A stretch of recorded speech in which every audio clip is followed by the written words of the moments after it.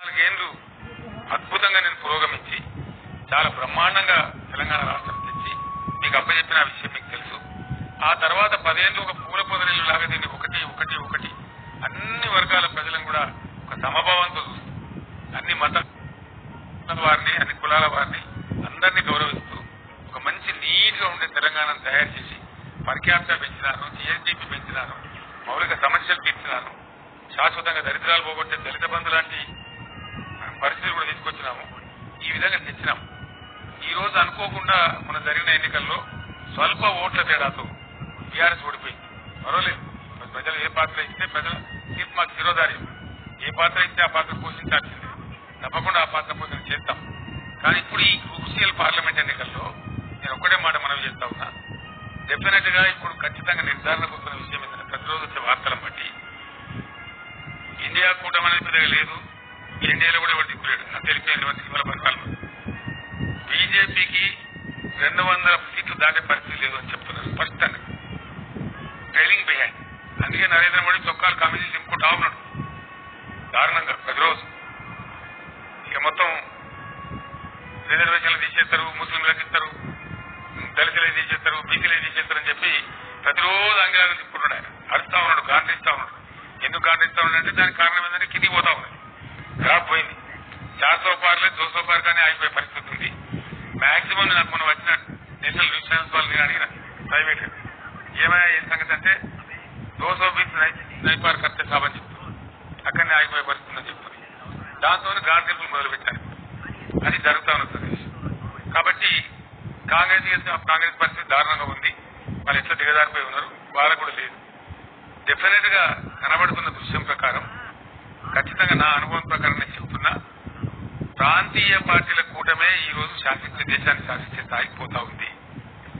ఒక reverse scene కనపడుతుంది. నాకు నేషనల్ టీవీ ఛానల్ వాళ్ళు నన్ను అడిగినారు, మీరు 12 సీట్లు గెలుస్తామంటారు కదా కేసీఆర్ గారు, మీరు అటు సపోర్ట్ చేస్తారా ఇటు సపోర్ట్ చేస్తారంటే లేదు బాబు, it is going to be otherwise. ప్రాంతీయ పార్టీలు అందరం కలిసి బలమైనటువంటి కూటమి ఏర్పడతాం. మాకు కాంగ్రెస్ బీజేపీ సపోర్ట్ చేసే పరిస్థితి వస్తుంది.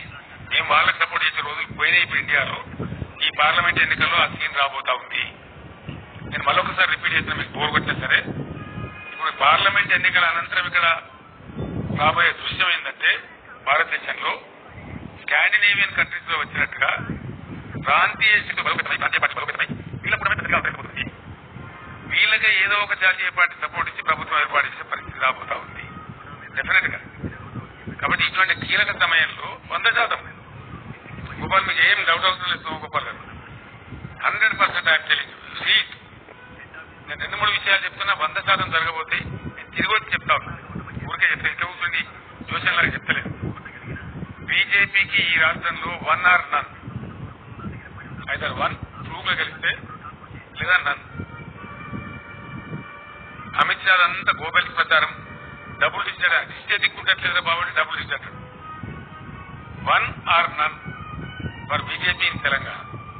సౌత్ ఇండియా నుంచి బీజేపీకి 10 సీట్లు దాటే పరిస్థితి లేదు. కేరళకున్నా, తమిళనాడుకున్నా, ఏపీకున్నా, తెలంగాణకున్నా, కర్ణాటకలో బాగా డబ్బాలు కొట్టిండ్రు. ప్రజ్వల్ గడపడి తర్వాత 6-7 సీట్లకు పరిమితం అనేది సమాచారం వస్తాం. అంటే 130 సీట్లున్న దక్షిణ భారతదేశం నుంచి బీజేపీ బిలో 10. ఉత్తర భారతంలో చాలా ఘోరంగా దెబ్బతింటా ఉంది. మీరందరూ విలేకరులు, మీరు బాగా వార్తలు చూస్తారు, మీరు కూడా విశ్లేషించండి నా ప్రెస్ కాన్ఫరెన్స్ తర్వాత. తెలంగాణలో బీజేపీకి 1 or none, బీఆర్ఎస్ 14 లేదా 12. ఆశ్చర్యకరమైన ఫలితాలు ఉంది. నేను చెప్పిన వర్గాల యొక్క ప్రజల ఆగ్రహం, వాటన్నిటిని అంచనా కట్టి చెప్తున్నాను నేను. ఇలా కాంగ్రెస్ కనీసం 9 స్థానాలలో 3వ స్థానంలో ఉంది. 9 స్థానాలలో 3rd ప్లేస్ లో ఉంది. బీజేపీ సెకండ్ ఉన్నా చాలా ఫార్ ఆఫ్ ఉంది, మాత్రం చాలా far off. For example Peddapalli లాంటి సిచ్యువేషన్, కాంగ్రెస్ 3rd ప్లేస్ లో ఉంది, బీజేపీ మా దాంట్లో సగం కూడా లేదు. నామకే వాస్తే సెకండ్ ప్లేస్, కానీ మేము 52, 53 ఉంటే వాళ్ళు 21, 22 ఉన్నారు. అట్లా ఫార్ ఆఫ్. ఆ పరిస్థితి ఉంది రాష్ట్రంలో, స్పష్టంగా కనపడతా ఉంది.